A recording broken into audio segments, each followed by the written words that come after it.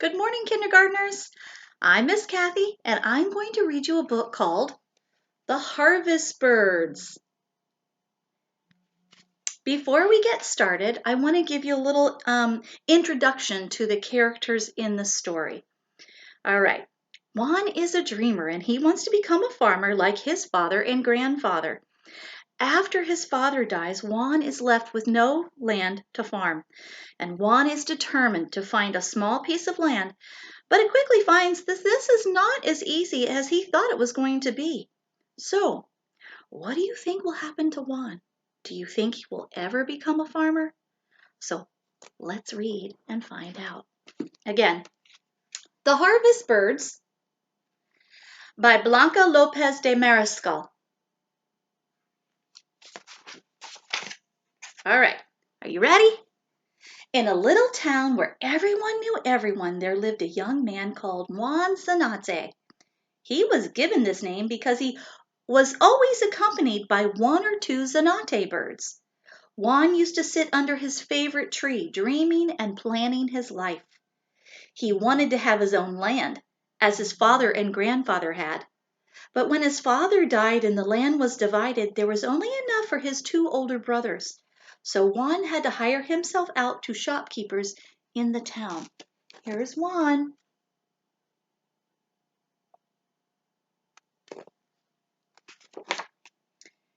If only I had my own land, my life would be different, thought Juan.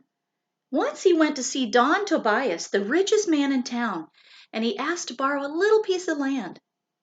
But Don Tobias burst out laughing, and his wife laughed with him.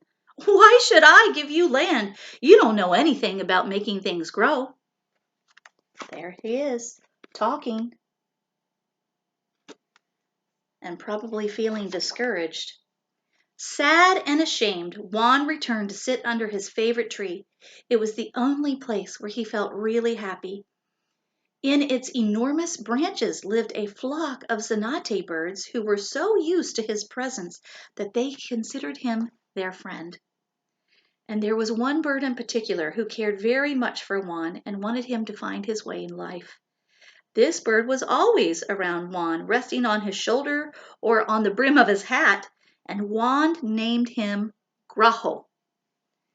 There's Juan, sitting under the tree with his birds, the zanate birds. After sitting and thinking for a long time, Juan decided to visit the old man of the town. Old people know many things because they've lived longer, thought Juan. Surely he'll give some advice and maybe even help me. There's Juan.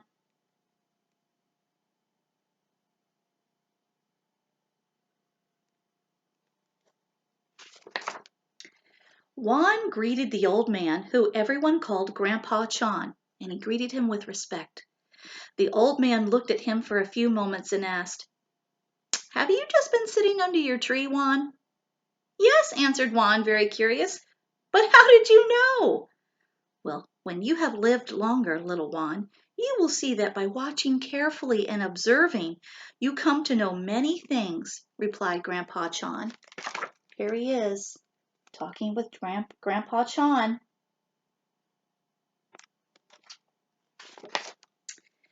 "Yes, but how did you know?" insisted Juan. "My tree's a long way from here."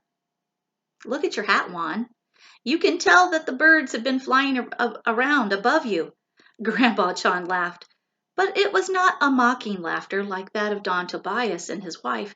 This time it was friendly laughter. And there he is, talking to Grandpa Chan.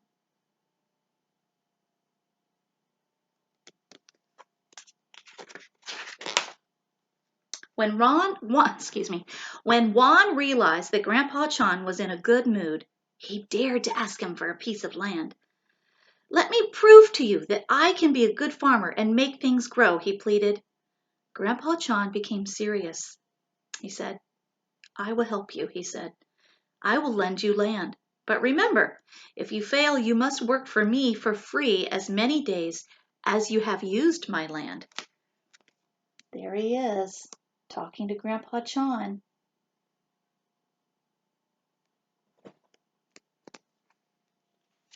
Don't mind my kitty cats.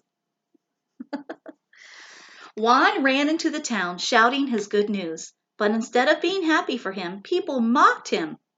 Better you should straighten up my workshop, because where you plant not even wildflowers will grow, shouted the carpenter.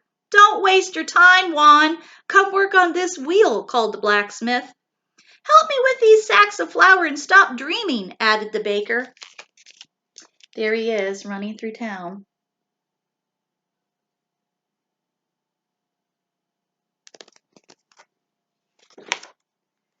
But Juan decided that nothing anyone said would stop him.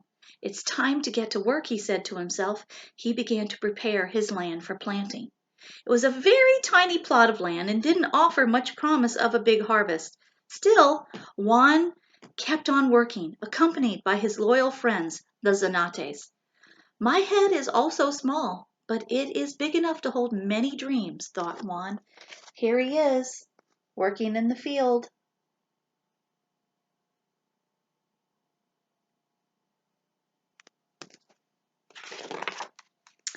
Juan needed seeds to plant, but he didn't have money to buy them. So he went to the shopkeeper and asked him for some seeds.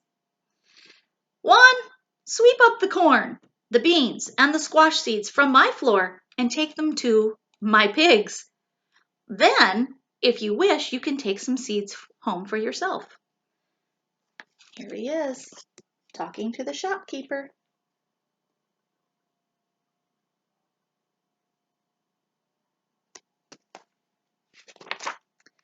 Juan was happy because now he had seeds to plant. He didn't scare away the Zanates the way the other farmers did. Instead, he gave them some of his leftover seeds to eat, so they wouldn't be hungry and steal the seeds he was planting. After all, the Zanates were his friends and companions, and he cared for them very much.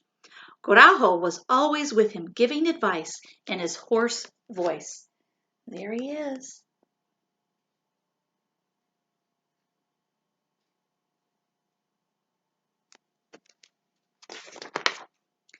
Days passed, and the Zanates guided Juan as he worked. When the tiny plants began to appear and little shoots of weeds along with them, the Zanates told Juan not to throw the weeds away, as the other farmers did. Plant them on the borders of your land, said the birds. When the other farmers heard what Juan was doing, they laughed at him. Imagine keeping weeds in your fields.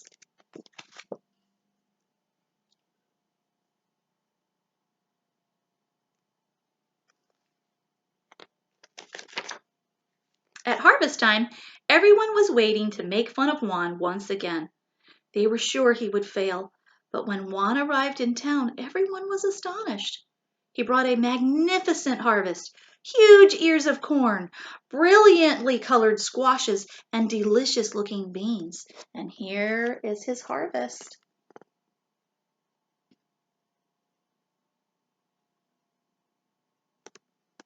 Good for Juan. How did you do it? They all wanted to know. And Juan smiled and answered, I did it with the help of my friends, the Zanates, the harvest birds.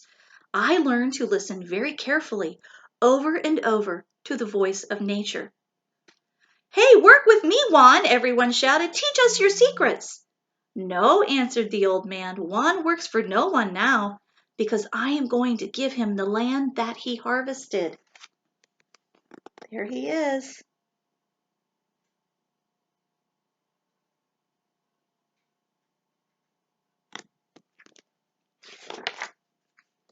After selling their crop at an excellent price, Juan Zanate and Grandpa Chan returned together to the little plot of land, which was now Juan's. The old man asked Juan to tell him his secret. The Zanates taught me that all plants are like brothers and sisters, replied Juan.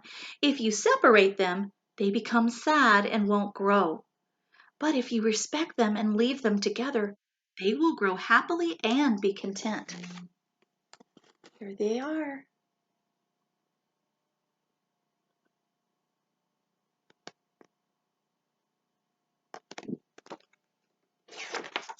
The end. Thank you for joining me on this read along.